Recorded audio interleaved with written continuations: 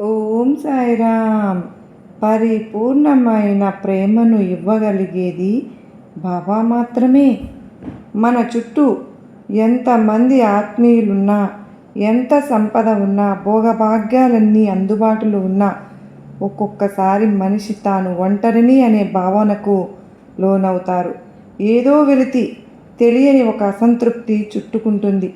ఇంకా ఏదో కావాలని. స్వచ్ఛము, ఆత్మీయము అయిన ప్రేమ, తననెప్పుడు వీడని ప్రేమ కావాలి అనిపిస్తుంది. ఎందుకని ఇలా అనిపిస్తుంది? దీనికి కారణం మనం అంటే ఏమిటి? శరీరమా? కాదే.